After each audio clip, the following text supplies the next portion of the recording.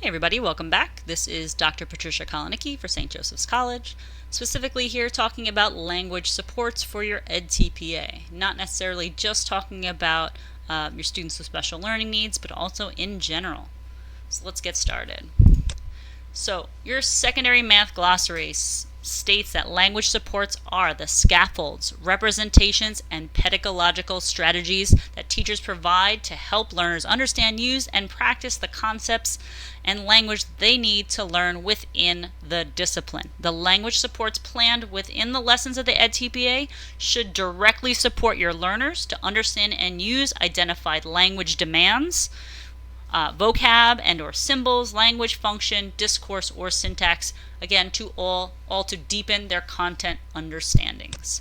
So some supports for discourse. Obviously, discourse, typically we think of oral language, but discourses also includes written language. How your students talk, write, and participate in knowledge construction.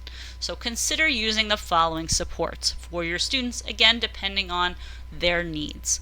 Sentence starters or fill-in-the-blank prompts for students to explain or describe their math practices. This is, again, good in discussion, but also good for written explanations. Discussion sentences to support student-led discussions. Again, you want the focus away from you. You want to become more of the facilitator.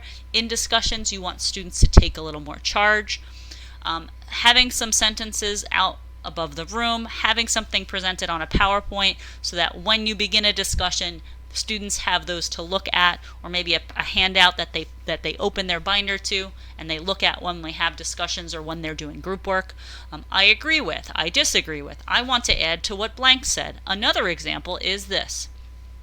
You do want to include vocabulary either on an assignment for them to refer to or discuss or use in their explanations. Maybe you want to have them posted on your PowerPoint or on your Smart Notebook document. Maybe you want a word wall. Again, all these are different ways for students to have access to, maybe even a handout.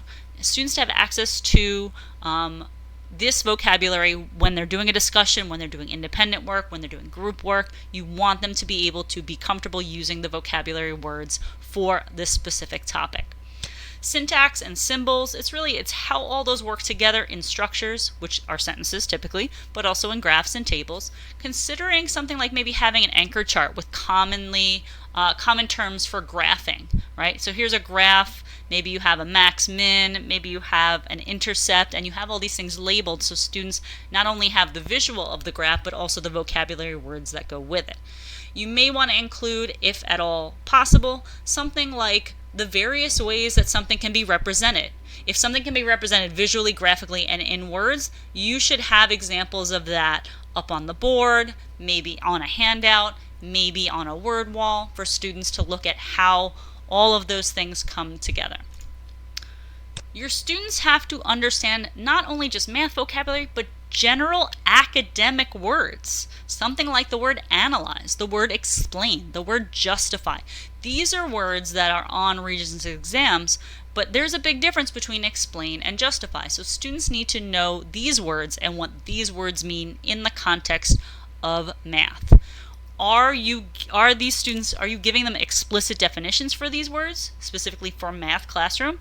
Do they have practice with questions involving these words? You have to make sure they're prepared for these types of questions. Again, not only helpful on your Regents exam, helpful for SATs as well. They need to know these basic general academic words.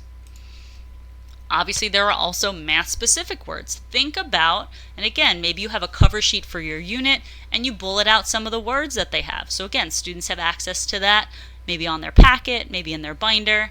What vocab is specific to this unit of study? What vocab may have been learned previously in previous units, previous years, that's also applicable to this discussion?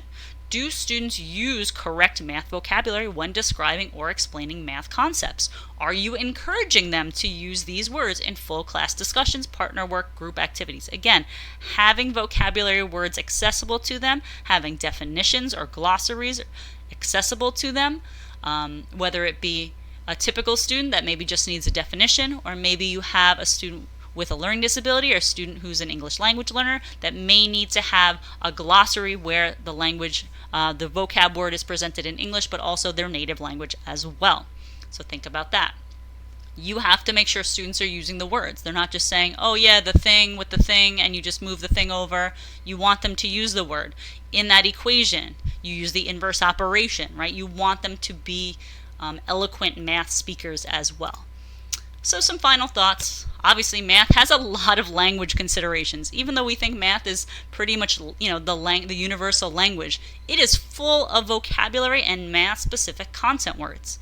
You have to be sure students are not only aware of these words, you want to be sure they use them in discussions, and you want to force them to use them in discussions, in explanations in their written work, as well as in group work. You want them to use these words so often that it becomes second nature to them.